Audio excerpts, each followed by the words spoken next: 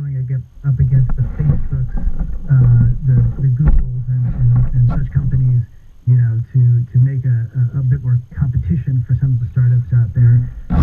We should note that you're right. This $3 billion is the biggest deal in Apple's history, and so, in part we're talking about it because of that reason. As you well know, by Silicon Valley standards, this is still a pretty conservative deal. I mean, you're buying a company that actually has products and revenue at roughly what people think is about a 3 times valuation. When you put that up against $19 billion for WhatsApp, with a handful of employees and unclear revenues, it still seems like a fairly conservative deal here in Silicon Valley.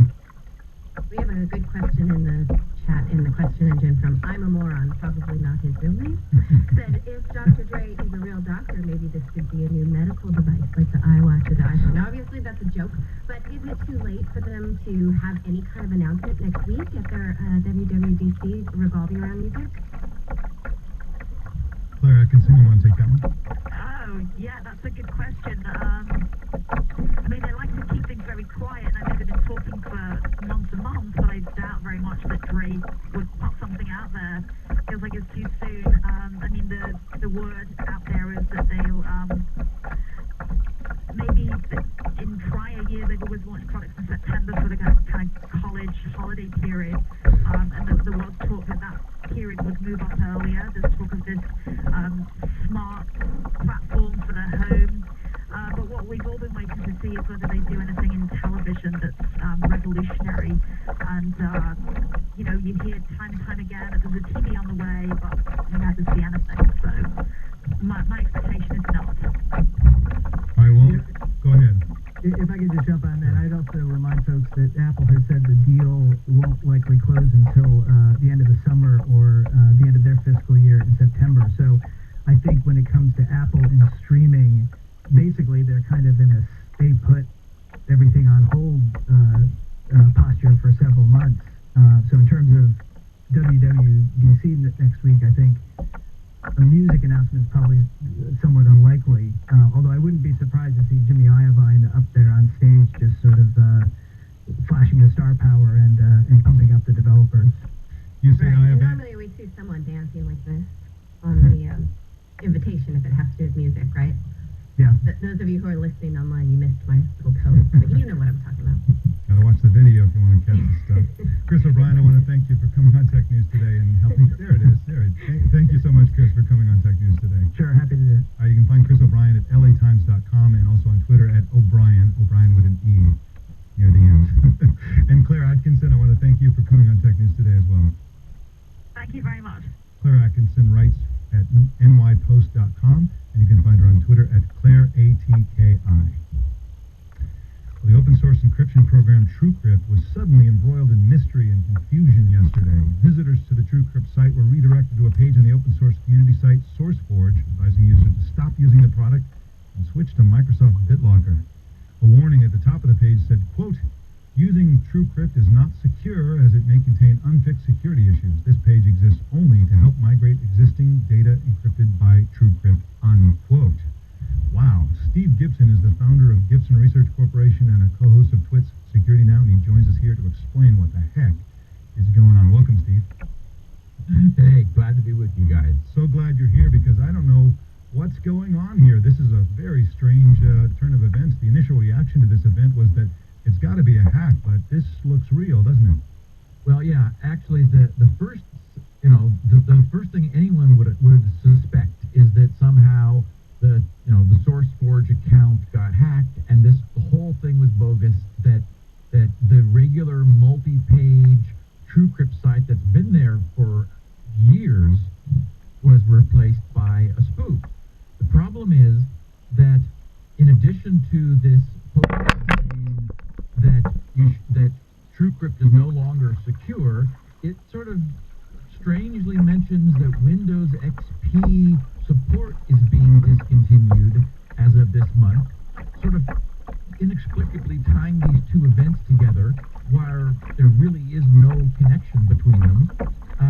But it also posts a final version 7.2, the previous last version from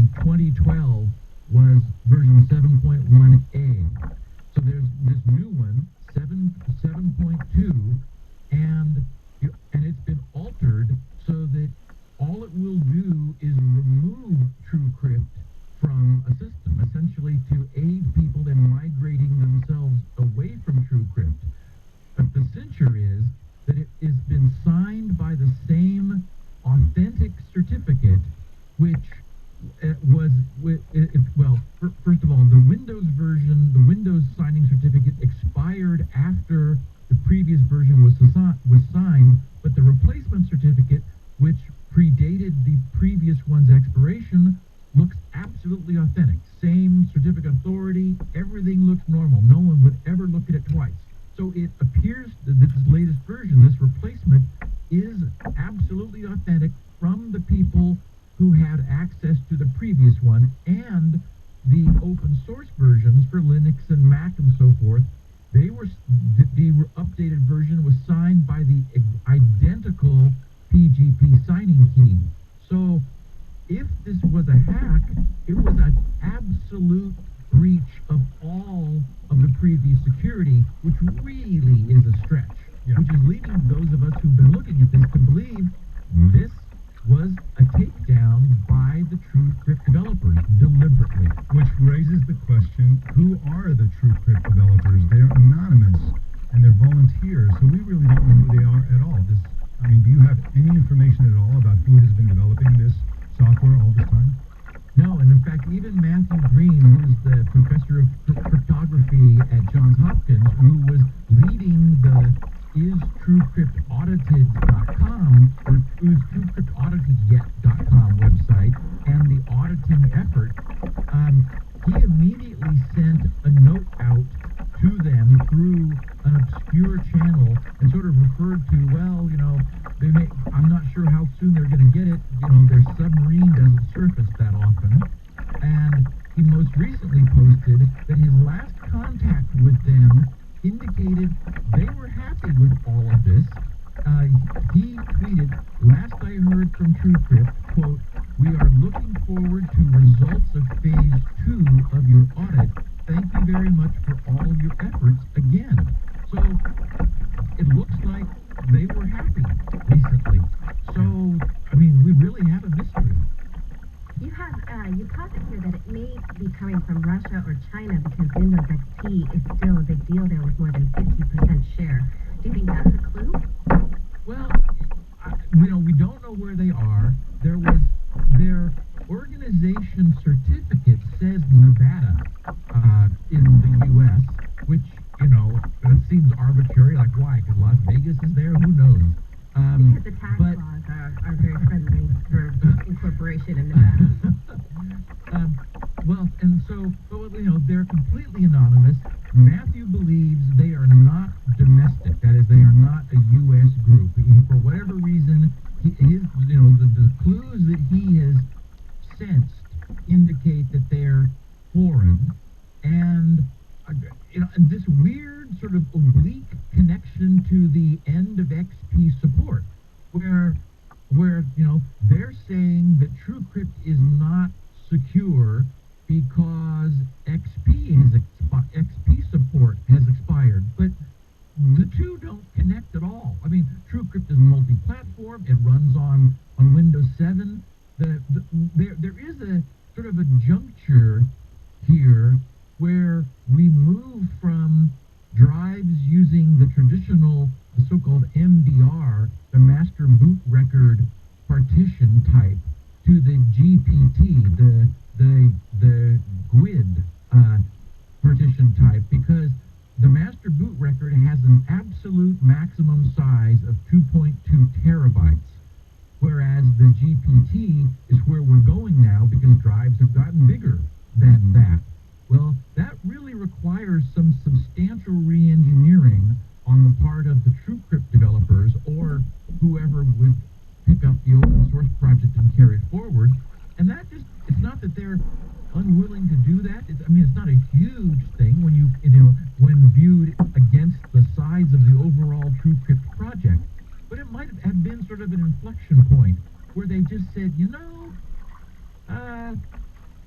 we've been doing this for a decade and we're not getting any money, and people get upset with us when we can't recover their drive because they didn't make a backup of their key.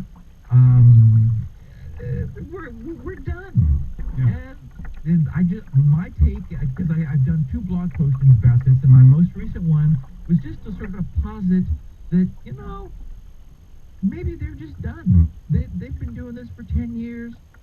sudden, now's a good time to say goodbye. It's a weird time to say goodbye because, for example, Edward Snowden publicly recommended TrueCrypt as a way to protect files from the NSA, and of course it's popular with journalists. And right now, the NSA is in the news, Edward Snowden's in the news, and Tefman in the chat room is suggesting that this is Chinese logic, and I think what he's referring to here is the fact that China recently seems to have banned Windows 8 for government use within China, and they used XP as the justification for that, and that made exactly as much sense as this does, no sense at all. And so let's put on our tinfoil hats for a second and consider the wacky possibilities. One of them would be that this has been a compromised encryption system from the beginning. Maybe it was run by the NSA. That's one crazy theory. Another crazy theory is that the true developers of this have been, they're in some underground bunker tied up to a chair or something like that, and then, whoever's trying to prevent this from being out there is, put up this message or something like that. That's incredibly unlikely. And, and then your theory is much more rational. They got fed up and just decided to call it quits, but that doesn't explain some of the other mysteries around this. Let me just ask you something of a practical nature, and then departing from the conspiracy theories, which is that they recommended Microsoft BitLocker specifically, which I thought was kind of strange. Would you agree with that recommendation? Is that where people should go who are currently using TrueCrypt? Frankly, it's the last thing I would trust. In my logic, nothing makes TrueCrypt suddenly insecure when it was 2 days ago. Now, the Phase 1 audit only checked the beginning of TrueCrypt. It did not go into the deep cryptographic analysis. Maybe something would or will turn up when that's done. All that was done was to look at and for anything, an obvious backdoor in TrueCrypt, was the booting sequence and booting code and things fine. Mm-hmm. So, and it was all believed to be fine. So first of all, it's not the case. I do have a sort of a non-mainstream take on Windows XP, not feeling that suddenly it's insecure because Microsoft's not patching it, in the normal drip, IV that it had traditionally. Right. And so similarly, these guys have been doing whatever they've been doing with TrueCrypt all along. Following the let's make up a theory notion. What if they had actually installed weak crypto in TrueCrypt on purpose, and the Phase 2 audit was threatening for the first time ever to actually reveal that? Maybe they need to disconnect and unplug and wipe their drives and disavow any prior connection to it, because it's going to be discovered that there was always a back door, right? I don't know. So we've got to Steve Gibson, I do want to get your opinion. Let's say somebody's a happy user of TrueCrypt. What should they use now? Oh boy.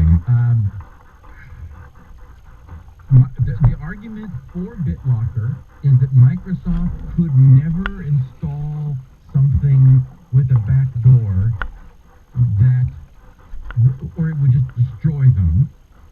On the other hand, would Microsoft never be able to satisfy a demand from a 3-letter law enforcement agency in the U.S. to decrypt someone's drive? Those two issues are really in tension. There are non-free third-party sources like Symantec bought the PGP full drive encryption. I think that may be what I would choose if I had to choose something. I was going to develop something called Snoop Proof and got the trademark on it and the domain names, and I put it on the shelf for a while. Maybe I'm going to have to dust that off again once I get the SpinRite updated. That sounds like a good idea. Steve Gibson, I want to thank you for coming on Tech News today. I really appreciate your bringing clarity to this very murky issue. To whatever degree any clarity is available. The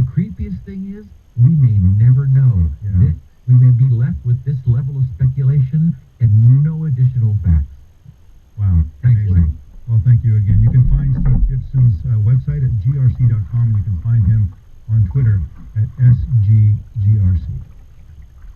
Well, NSA whistleblower Edward Snowden went on TV last night to defend his leak of a massive trove of NSA documents. In his first ever mainstream interview, NBC's Brian Williams peppered him with questions in Moscow. Dustin Volz is a staff correspondent for the National Journal, and he joins us now to talk about this. Welcome, Dustin. Hi, Mike. Good to be here. Thank you.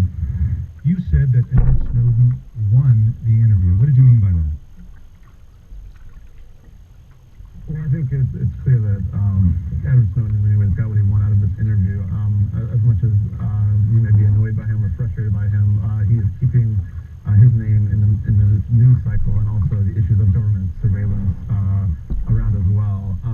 And it's clear that this conversation is going to continue, and it seems to be somewhat of a deliberate effort by him to keep the focus on government surveillance at a time when Congress is finally passing legislation, or attempting to pass legislation that would, in some regards, curtail mass surveillance on American phone records.